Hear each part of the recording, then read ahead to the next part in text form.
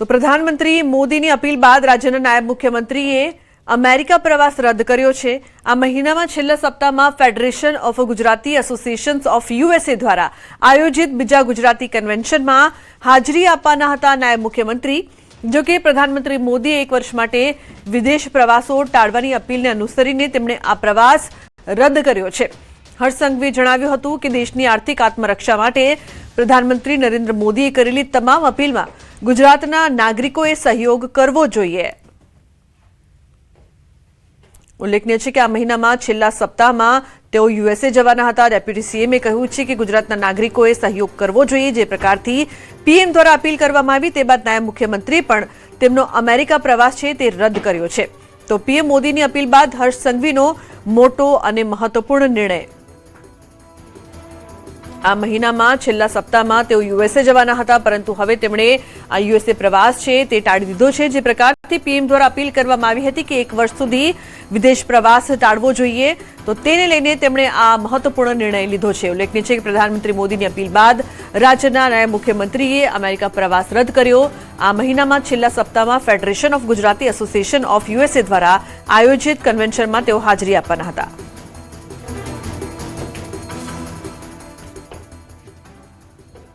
જૂનાગઢના ધારાસભ્ય સંજય કોરડિયાની જાહેરાત, પ્રધાનમંત્રીની અપીલને ધારાસભ્યનો સહયોગ। જૂનાગઢ બહાર જવા કરશે ટ્રેન બસનો જ ઉપયોગ, પોતાના ખાનગી વાહન લઈને નહીં કરે જૂનાગઢ બહાર પ્રવાસ। મત વિસ્તારમાં ઇલેક્ટ્રિક વાહનોનો કરશે ઉપયોગ, પોતાના મત વિસ્તાર સિવાય ગાડીનો ઉપયોગ નહીં કરે। પ્રધાનમંત્રીનું પેટ્રોલ અને ડીઝલનો જરૂર મુજબ ઉપયોગ કરવા માટે સૂચન બાદ જાહેરાત।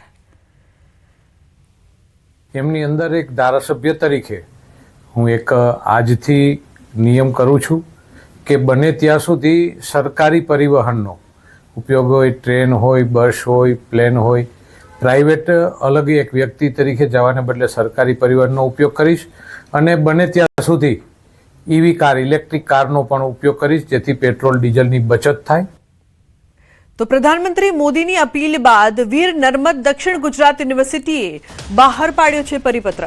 યુનિવર્સિટીના સ્ટાફ અને વિદ્યાર્થીઓને પબ્લિક ટ્રાન્સપોર્ટનો ઉપયોગ કરવા માટે અનુરોધ કરવામાં આવ્યો છે। ખાનગી વાહનોનો ઉપયોગ ઘટાડીને ઇંધણ બચત પર ભાર મુકાયો છે। કારપુલિંગ અને ઇલેક્ટ્રિક વાહનોના ઉપયોગને પ્રોત્સાહન આપવામાં આવ્યું છે। વહીવટી કામકાજમાં વર્ચ્યુઅલ અને ઓનલાઈન મીટિંગ્સને પ્રાધાન્ય અપાશે। સમય અને સંસાધનોની બચત માટે ટેકનોલોજી આધારિત કાર્યપદ્ધતિ અમલમાં આવશે। વોકલ ફોર લોકલ અભિયાન અંતર્ગત સ્થાનિક ઉત્પાદનનો વાપરવા માટે અપીલ। એનએસએસ અને એનસીસીના યુવાનો સજીવ ખેતી માટે ખેડૂતોમાં જાગૃતિ ફેલાવશે।